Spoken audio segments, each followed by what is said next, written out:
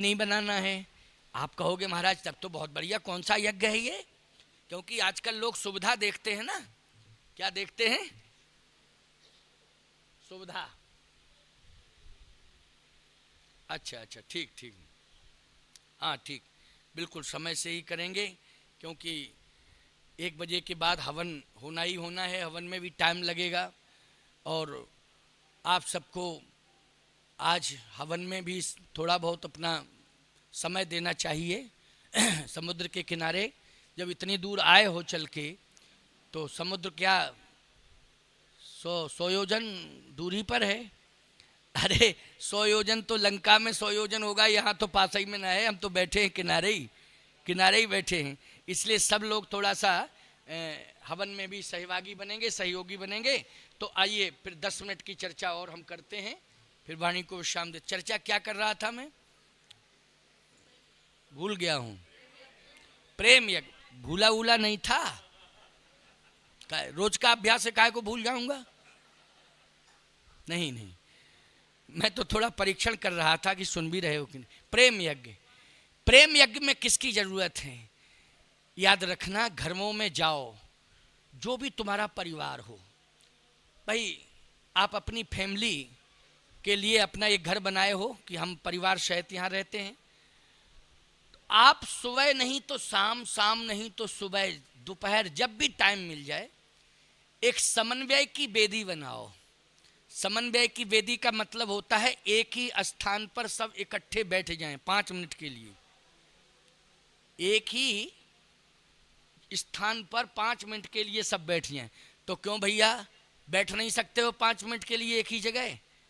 अरे बच्चे भी बैठ जाएं, बच्ची भी बैठ जाए, माँ बाप भी बैठ जाएं, सब बैठ जाएंगे। जो उपस्थित हैं, उपलब्ध हैं, वो तो 5 मिनट के लिए बैठे ही जाएंगे। और बैठते जरूर हैं। भोजन में एक साथ बैठ जाते हैं ना टेबल पर, समय निकालते हो क्योंकि भूख लगी है, क्या करें, बैठना ही पड़ेगा है। और भी टाइम स्नान के लिए समय निकाला, आदि आदि व्यवस्थाएं। लेकिन आप हमारी बात को गांठ में गठिया लें या मस्तिष्क की डायरी में नोट कर लें हमारी बात को, कि सुबह, मध्य में, चाहे शाम को, कभी भी एक साथ जो भी उपस्थित हों। अरे बेटी आपकी कोटा में पढ़ रही है या बेंगलोर में पढ़ रही है या बेटा पढ़ रहा है, तो हम ये नहीं कहते कि उसको बुला लो। आप लोग जितने भी हो उतने एक साथ बैठ जाओ। बैठ करके इसको कहते हैं समन्वय की वेदी। क्या बोलते हैं? समन्वय की वेदी। और सुंदर संस्कार रूपी विचारों की साकिल तैयार कर लो। आपस में आदान प्रदान, ये करना चाहिए, ये नहीं करना चाहिए, आज ये गलत हुआ है, आज ये अच्छा हुआ है, अब हमें इसमें सुधार करना है कहीं। ये समझ गए हो ना? ये विचारों की, संस्कारों की क्या हो गई? साकिल। और जैसे ही हम इन विचारों की साकिल हाथ में लेंगे और हाथ में लेकर के बस यही कहेंगे कि हे प्रभु, यदि मुझसे आज गलत हुआ है या हमारे बच्चे से कुछ भूल हो गई है, तो वो हमारे अहंकार के कारण हुई है। आज हम समन्वय की वेदी पर बैठकर आपको साक्षी करके अहंकार की आहुति दे रहे हैं कि हमारे जीवन से अभिमान चला जाए। बस यही हमारी मांग है। बोलो ईमानदारी से। 5 मिनट अगर ये यज्ञ रोज होता रहेगा तो कभी गलतियां होंगी? कभी गलतियां नहीं होंगी प्यारे। निश्चित रूप से हम कभी भूल नहीं कर पाएंगे। हमारे जीवन में सुधारात्मक कदम ही उठता जाएगा। और जब सुधारात्मक कदम हमारे जीवन में उठता जाएगा तो हम अपने लक्ष्य को जरूर प्राप्त कर लेंगे, क्योंकि सुंदर मार्ग प्रशस्त होगा। तो उसी प्रेम की भूमि पर, जहाँ पर समन्वय की वेदी पर सब बैठ के अहंकार की आहुतियां डाल रहे हैं, उसी प्रेम की भूमि पर राम राज्य स्थापित होगा कि नहीं होगा? बोलो, वो धरातल बन गया और उसी पर क्या स्थापित होगा? राम राज्य स्थापित हो जाएगा। भारत के संविधान में कोई मजबूरी आ सकती है राजनेताओं के पास कि वो राम राज्य घोषित नहीं कर पा रहे हैं। किस कंडीशन में नहीं कर पा रहे हैं ये मैं नहीं जान सकता हूं, लेकिन आप अपने घरों में तो राम राज्य स्थापित कर ही सकते हो। गलियों में, सड़कों पर राम राज्य नहीं आएगा तो घर घर में राम राज्य आएगा। जब घर घर में राम राज्य आ जाएगा तो अपने आप सड़कों पर राम राज्य आ जाएगा, समाज में राम राज्य आएगा। उसे कोई माई का लाल रोक नहीं सकता है। इसलिए हमें आवश्यकता है कि घर में जाकर के 5 मिनट के लिए जरूर अच्छे बुरे निर्णयों पर चिंतन करें, विचार करें, उसमें संकोच करने की कोई आवश्यकता नहीं है। तो आइए, भगवान राम ने प्रजावासियों से यही तो कहा, जो अनीत कछु भाखो भाई, तो मोह बरजों भय विसराई।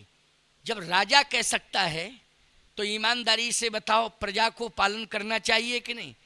प्रजा को पालन करना चाहिए, और प्रजा ने पालन भी किया है। अयोध्या में कोई अनीति नहीं हुई। एक सज्जन कहने लगे, महाराज जी एक अनीति हुई थी। अयोध्या का एक रजक था, उसने सीता जी को वन भिजवा दिया और राम जी ने सोचा नहीं, वन भेज दिया। गोस्वामी तुलसीदास जी ने लिखा भी है, उत्तरी कांड में लिखा है, बोले सिय निंदक, उत्तरकांड की चौपाई है ये, सिय निंदक यघ ओघ नसाए, और लोक विशोक बनाए बसाए।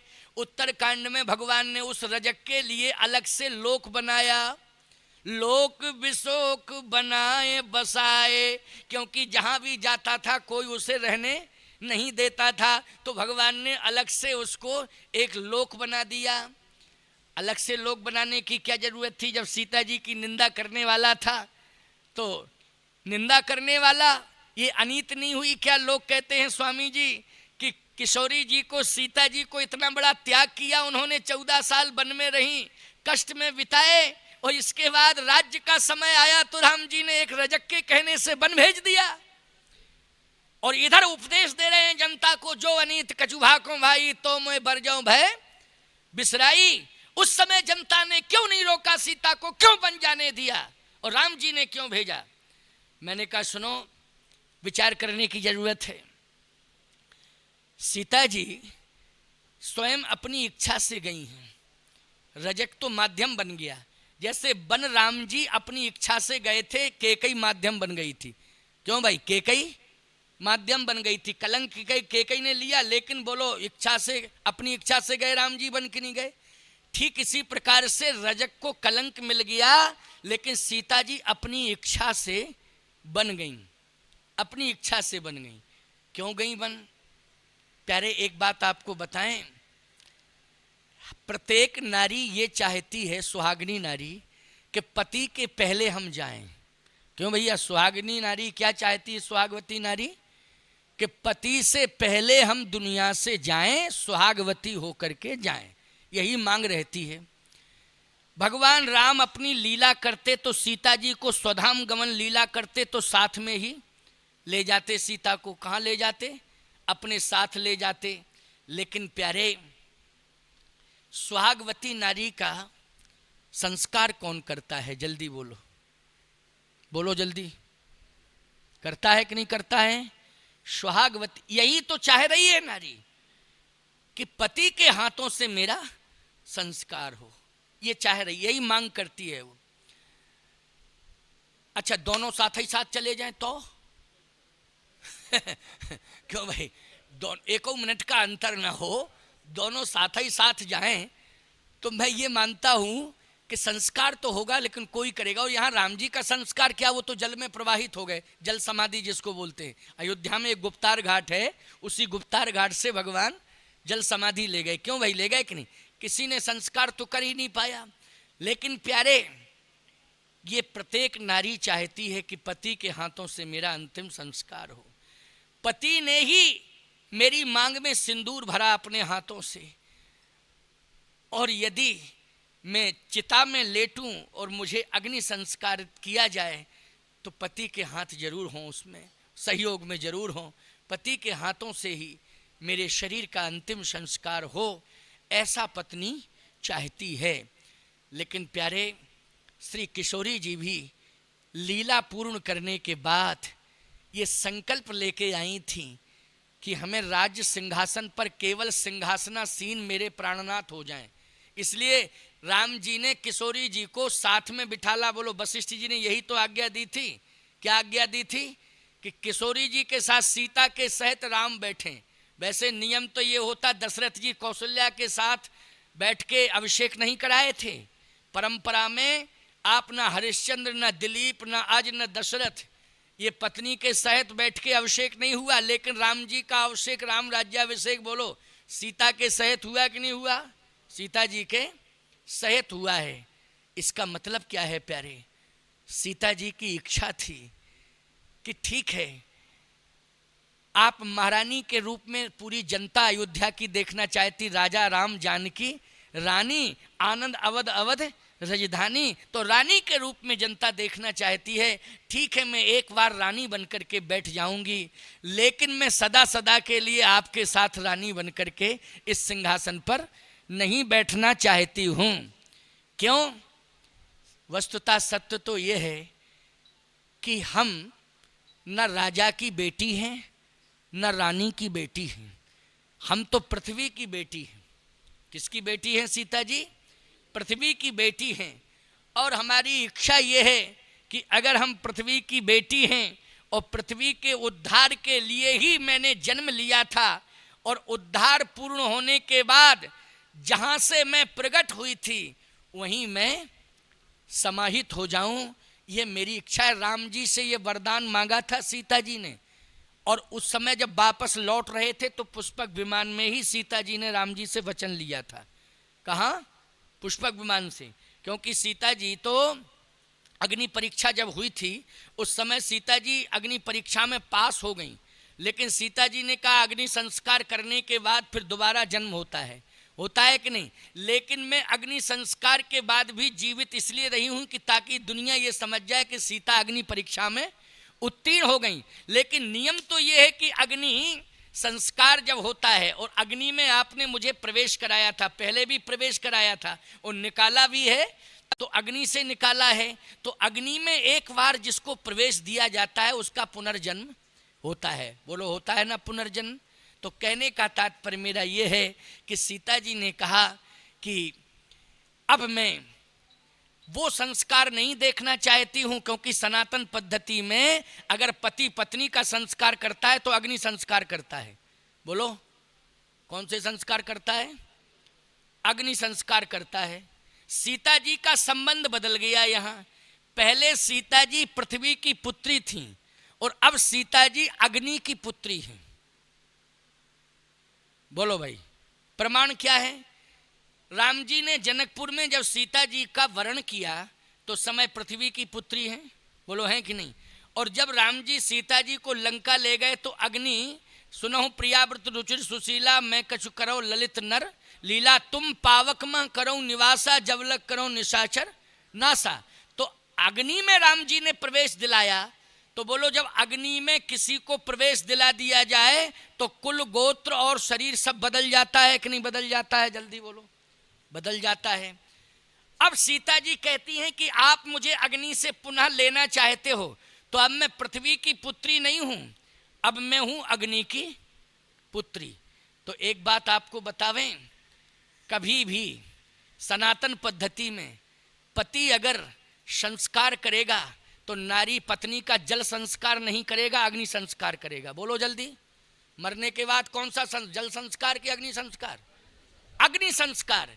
और याद रखना, सीता जी के पिता हैं अग्नि। बोलो, अग्नि की पुत्री हो गई सीता जी कि नहीं? क्योंकि अग्नि ने प्रगट दिया, पहले पृथ्वी ने दिया था जनकपुर में, और अब लंका में किसने दिया सीता जी को? राम जी के हाथ में अग्नि ने दिया है। बोलो, दिया अग्नि ने कि नहीं? तो सीता जी किसकी पुत्री हो गई? अग्नि की पुत्री हो गई। ईमानदारी से बताओ, कोई पति अपनी पत्नी को क्या पिता के हाथ में मृत्युशैया पे सुला सकता है? जल्दी बोलो, बोलो। अपने ससुर हुए नहीं, अग्निदेव कौन हुए? बोलो, संबंध में ससुर की भूमिका में नहीं हुए? क्या कोई भी पिता अपनी पुत्री को अपने हाथों में जलता हुआ देख सकता है? जल्दी बोलो, देख सकता है क्या? कभी नहीं देख सकता है। इतना बड़ा अपराध कभी हो नहीं सकता है। घटनाएं तमाम होती हैं, लेकिन ऐसी घटना नहीं घट सकती है। वो लोग घट सकती है क्या? कि पिता ही अपने हाथ में ले ले, अग्निदेव हैं, और अग्निदेव अपने हाथ में सीता को लेके भस्मीभूत कर देते, तो ईमानदारी से बताओ, पिता पुत्री की जो मर्यादा है वो सदा सदा के लिए नष्ट हो जाती कि नहीं? श्री किशोरी जी ने कहा कि हाँ, एक विकल्प है। क्या? पृथ्वी मेरी पहले माँ थी, लेकिन अब मेरे पिता के रूप में अग्निदेव हैं, लेकिन पृथ्वी में अगर पृथ्वी को आधार बना करके अगर मैं पृथ्वी में समाहित हो जाती हूँ तो हे प्रभु आपको कलंक नहीं लगेगा और ना मेरे पिताश्री को कलंक लगेगा। क्यों? पृथ्वी में मैं समाहित होंगी तो स्वयं की इच्छा से समाहित होंगी। किसकी इच्छा से? स्वयं की इच्छा से समाहित होंगी। और पृथ्वी के अंदर जाऊंगी तो सारी दुनिया ये नहीं कहेगी कि सीता जी निष्प्राण हो गई। पृथ्वी के अंदर अगर मैं जाऊंगी तो सारी दुनिया ये नहीं कहेगी कि निष्प्राण हो गई। क्यों?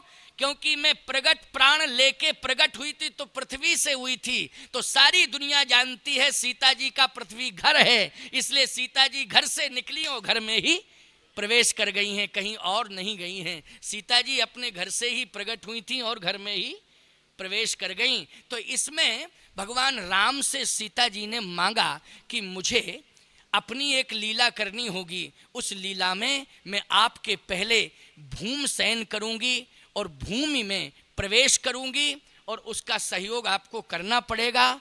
आप अगर हमें ये वचन दें तब तो मैं ये समझ लूंगी कि मैंने वनवास काल में अपनी तपस्या पूर्ण की है, और यदि आपने ये वचन नहीं दिया तो मैं समझ लूंगी कि वनवास काल में मेरी तपस्या अधूरी रह गई। भगवान ने एव मस्तु कहा प्यारे, तो ये अंतरंग भाव है, सारी दुनिया क्या जाने, इसलिए ना हम केकई को राम वनगमन में दोषी ठहरा सकते हैं, ना अयोध्या के रजक को दोषी ठहरा सकते हैं कि सीता जी को वन भिजवाया। ये तो राम वनगमन में स्वयं राम की इच्छा थी और ब्रह्मर्षि वाल्मीकि के आश्रम में वन में जाने की, वन की लीला की इच्छा स्वयं श्री किशोरी जी की इच्छा थी, इसलिए किशोरी जी अपनी इच्छा से वन में गई हैं। भगवान राम के ने संकल्प लिया कि अगर धोबी के प्रति किसी ने बगावत की तो समझ लेना वो अच्छा नहीं होगा। याद रखना, केकई के लिए भी कहा था, दोष दे जननी जड़ते जिन गुरु साधु सभा नहीं सेई। ऐसे ही भगवान राम ने उत्तरकांड में ये कहा है, अयोध्या वासियों इस रजक को दोषी मत ठहराना, इस रजक का कहीं कोई दोष नहीं है। लोगों ने कहा महाराज यहाँ नहीं तो वहाँ तो इसे कोई जगह नहीं देगा। कहाँ? बोले परलोक में। भगवान बोले परलोक जाए, दुनिया कहीं भी चला जाए, परलोक दुनिया कहीं चली जाए, लेकिन मैं इस रजक को स्पेशल लोक बना करके दूंगा। और बोलो भगवान ने स्पेशल लोक बना के दिया कि नहीं दिया? बोले सिय निंदक अघोघ नसाए और लोक विशोक बनाए बसाए। तो याद रखना, सीता जी की उत्तरकांड में जो वन लीला हुई वो सीता जी की इच्छा से हुई, और अयोध्या कांड में जो राम जी की वन लीला हुई वो राम जी की इच्छा से हुई। इसलिए राम ने अयोध्या में अयोध्या कांड में वन लीला की है और सीता जी ने उत्तरकांड में वन लीला की है। और उत्तरकांड हमारी आपकी जिंदगी के लिए अति महत्वपूर्ण है। हम सबको उत्तरकांड से यही प्रेरणा और शिक्षा मिलती है। पूरा 1 बज चुका है, आओ हम और आप मिल करके भगवान का नाम लें और जो रामचरितमानस की प्रतियां हैं उन प्रतियों को हम अपने हाथ से देंगे। पहले व्यास पूजन और साथ साथ में रामचरितमानस की प्रतियां का भी पूजन भी होता जाएगा, और रामचरितमानस की प्रतियां भी आप जिनके नाम नोट होंगे, जिन्होंने नाम नोट कराए होंगे, वो संतोष जी बता सकते हैं कि लिस्ट में कितने लोगों के नाम हैं, तो उनके नाम की उद्घोषणा की जा सकती है। और जो तत्काल में इच्छुक हो रहे हों कि हम रामायण पढ़ेंगे, तो भले ही नाम नोट ना हो उनका, उन्होंने ना कराया हो, लेकिन फिर भी उनको हम अगर श्रद्धालु हैं पढ़ेंगे रामायण तो पर्याप्त रामायण की प्रतियां हैं, उनको भेंट की जा सकती हैं। इसलिए 2 बार कीर्तन कर लो, श्री राम जय जय राम, श्री राम जय जय राम, श्री राम जय जय राम, श्री राम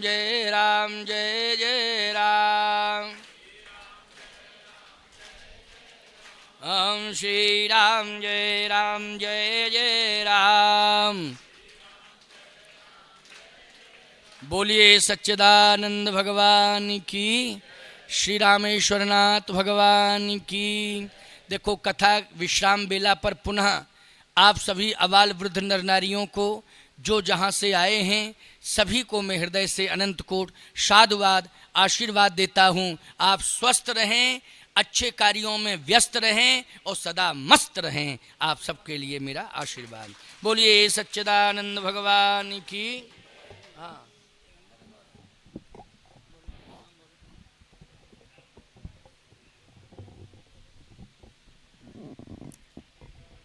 राम।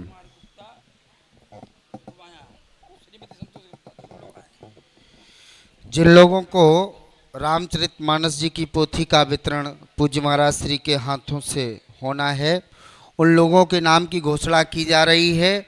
और आप लोग अति शीघ्रता करते हुए बिल्कुल विलंब ना करें, अलर्ट रहें। जैसे ही आपका नाम बोला जाए आप तुरंत व्यासपीठ पर आकर के पूज्य महाराज श्री के कर कमलों से रामचरितमानस की पोथी प्राप्त करें। एक बात ध्यान से सुने। आज राम कथा का विश्राम हुआ और विश्राम के दिन व्यास पूजन होता है, व्यासपीठ का पूजन होता है। तो सभी लोग व्यासपीठ पर आकर के व्यासपीठ का पूजन जरूर करेंगे, तभी कथा सुनने की पूर्णता होती है। पूर्णता कथा सुनने की तभी होती है जब व्यासपीठ का पूजन अंतिम दिन होता है। ये नियम है, शास्त्रोक्त मान्यता है, शास्त्र की परंपरा है। तो सभी लोग, जितने भी लोग आए हैं, जरूर व्यासपीठ पर आकर के व्यासपीठ का पूजन कर लेंगे। और जिनको रामायण लेनी है वो रामायण लेने के लिए आमंत्रित है। नाम की उद्घोषणा करते जाओ। जिन लोगों के नाम की घोषणा की जा रही है वो लोग शीघ्रता से आएंगे।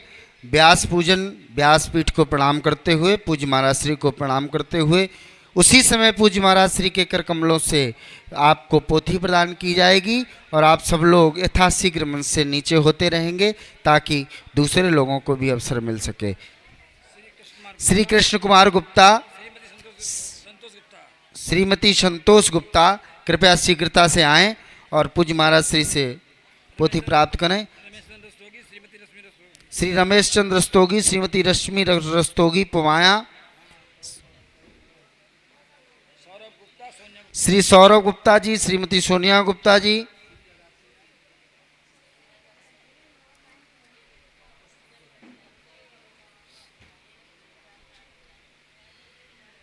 व्यासपीठ को प्रणाम करते हुए, पूज्य महाराज श्री को प्रणाम करते हुए अपने भाव पुष्प आप अर्पित करेंगे और पूज्य महाराज श्री के कर कमलों से आप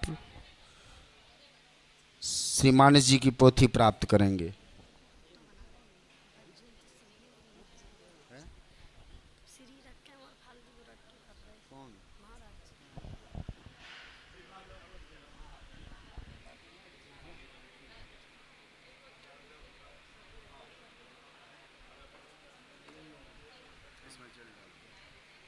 जिन जिन नामों की घोषणा हो चुकी है कृपया शीघ्रता करें, विलंब ना करें।